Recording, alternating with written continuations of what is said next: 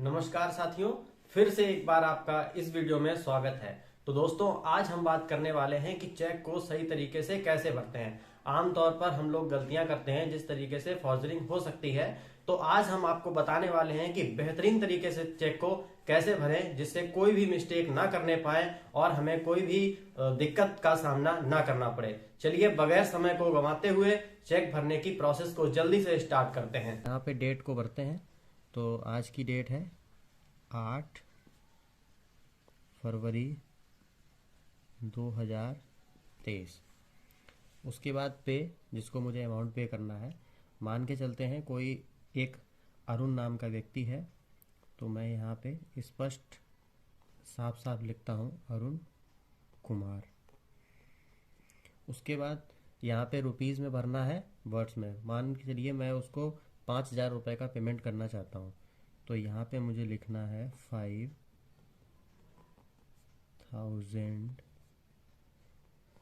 रुपी और ओनली और लगा देना है और ऐसे डैश कर देना है।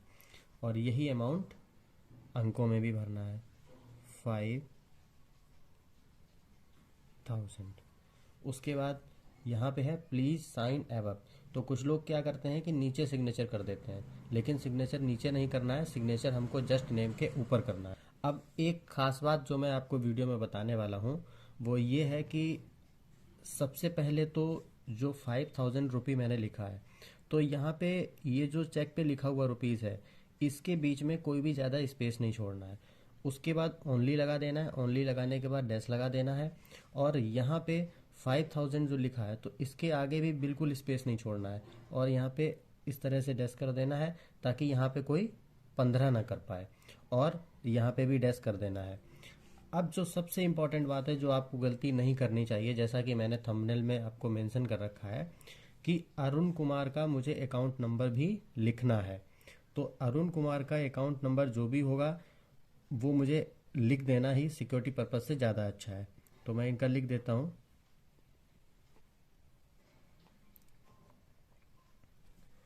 अब आपके मन में एक सवाल जरूर आ रहा होगा कि अरुण कुमार का अकाउंट नंबर क्यों लिखा, तो वो मैं बता दूं आपको। मान लीजिए आपने अरुण कुमार नामक व्यक्ति को पेमेंट के लिए ये चेक दिया। अब अरुण कुमार उसी बैंक में दूसरा भी तो कस्टमर हो सकता है। तो हो सकता है कि अगर दूसरे मिस गाइडिंग के थ्रू दूसरे अरुण कुमार को चेक मिल गया और अगर उसने अपने अकाउंट में लगा दिया तो चेक क्लियर हो जाएगा। तो जिसको आपने चेक दिया उसको पैसा ना जाके दूसरे किसी व्यक्ति को पैसा चला जाएगा।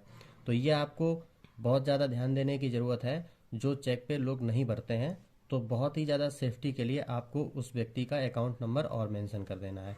यहाँ पे जो डेट मैंने भरी हुई है, तो अगर मुझे आज किसी को चेक देना है, आज से 3 महीने तक के लिए पेमेंट के लिए वैलिड है ये चेक, लेकिन 3 महीने बाद ये चेक बेकार हो जाएगा। तो अगर आपको पेमेंट बाद में करवाना है किसी व्यक्ति को, तो आप ये डेट उसको नहीं भी भर के दे सकते हैं, या जब पेमेंट देने के लिए हो तभी की डेट भरें, क्योंकि 3 महीने तक ही वैलिड रहती है। अब एक बार आपको ये जो चेक पे 23 डिजिट के जो कोड लिखे हुए हैं इसके बारे में भी बता देते हैं। देखिए, सबसे पहले यहाँ पे रहता है चेक नंबर, 6 डिजिट का रहता है। उसके बाद ये 9 डिजिट का माइकर कोड होता है। फिर आपको 6 डिजिट का ये आपके बैंक अकाउंट से ही नंबर रिलेटेड रहता है, जो कि आरबीआई इसको मेंटेन करता है। उसके बाद ये जो आपको 2 डिजिट कोड दिख रहा है, ये होता है ट्रांजैक्शन आईडी। ये इस पर डिपेंड करता है कि आपका जो बैंक अकाउंट है वो सेविंग्स है या करेंट है। जो चेक नंबर रहता है ये मदद करता है बैंक को कि आपकी चेक क्लियरिंग प्रोसेसिंग में। और जो ये माइकर कोड होता है, ये मैग्नेटिक इंक करेक्टर रिकॉग्निशन होता है, तो इससे भी बैंक को अपने रिकॉर्ड मेंटेन करने में और ताकि जो बैंकिंग के जो वर्क हैं उसको फुलफिल करने में ये काफ़ी मदद करता है। ये आरबीआई का द्वारा जो आपको अकाउंट नंबर जो प्रदान किया जाता है, तो उससे संबंधित है। आरबीआई आपका डिटेल को मेंटेन कर सकता है। और ये तो मैंने आपको बताया कि ट्रांजैक्शन आईडी है। माइकर के लिए एक मैं अलग से वीडियो रिलीज़ करूँगा, तो आप उसको देखिएगा। उस पर मैं माइकर के बारे में पूरा बताऊंगा। ये जो 9 डिजिट रहते हैं, इनमें 9 डिजिट में क्या क्या रहता है और क्या होता है, अगर ये माइकर नहीं होता तो क्या नुकसान है, और माइकर होने से क्या अतिरिक्त बेनिफिट है, ये मैं आपको अगले एक सेपरेट वीडियो में बताऊंगा। तो इसमें सबसे खास बात है इस वीडियो में कि जो मैंने आपको बताया कि जिस व्यक्ति को भी आपको चेक देना है उसका अकाउंट नंबर आपको और लिख देना है। अब यहाँ पे अरुण कुमार, अगर आप सेल्फ में पेमेंट लेना चाहते हैं तो माई सेल्फ लिख सकते हैं, या किसी कंपनी को आप चेक देना चाहते हैं तो वहाँ पे कंपनी का नाम लिख दें, ABC प्राइवेट लिमिटेड, या जो भी नाम हो कंपनी का वो आप लिख सकते हैं। तो इस तरह से ये पूरा चेक आपको सही से भरना है।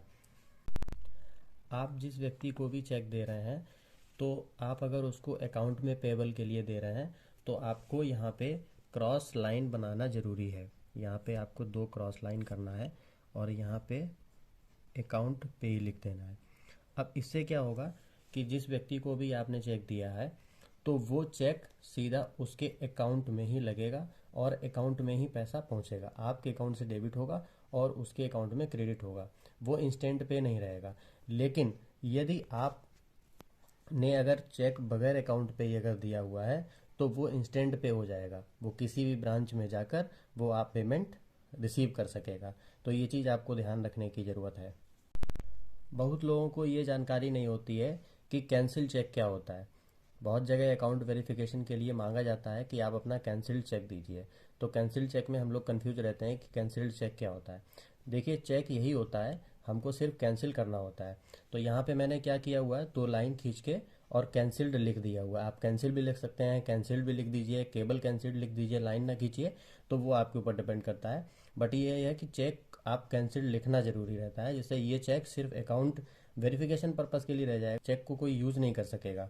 तो इस तरह से ये कैंसिल चेक होता है, इसको आप करके और कहीं पे भी अगर आपको अकाउंट वेरिफिकेशन के लिए लगाना है तो आप लगा सकते हैं। चेक बुक के जो पहला पेज होता है उस पर रिकॉर्ड स्लिप एक पेज दिया रहता है, तो उसमें date, cheque number, cheque issued to, amount of cheque, amount of deposit और बैलेंस, ये आपके रजिस्टर मेंटेन करने के लिए रहता है ताकि आप चेक का डेटा आप मेंटेन कर सकें। ये दिया रहता है, हर चेक बुक पे दिया रहता है। तो डेट, जिस डेट में आपने जिस व्यक्ति को भी चेक दिया है आप वो लिखिए। चेक नंबर जो कि सबसे पहले रहता है, आपको वो चेक नंबर यहाँ पे लिखना है। चेक इश्यूड टू, आपने किसको चेक दिया।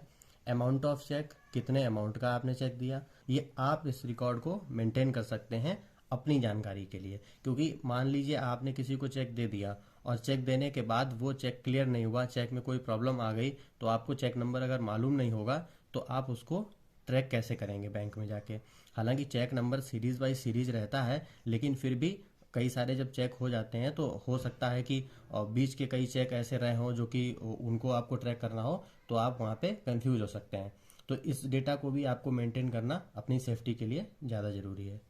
साथियों, आपसे मैं विनम्र निवेदन करना चाहूंगा कि हमारी जो YouTube की फैमिली है वो बहुत ही छोटी है, इसको बड़ा करने में हमें आपका सहयोग चाहिए। बस क्या करना है कि आपको चैनल को सब्सक्राइब करना है और कराना है, आपको लाइक करना है और लाइक कराना है। बस इतना सा काम करना है जिससे कि हमारी YouTube की फैमिली लगातार ग्रो करती जाए, बड़ी होती जाए, जिससे हमें और भी मोटिवेशन मिले और हम अच्छी अच्छी जानकारी भरे वीडियोस आप तक लाते रहें। तो दोस्तों, आज की वीडियो को देखने के लिए और आपका अपना महत्वपूर्ण समय देने के लिए आपका बहुत बहुत धन्यवाद। Thank you very much.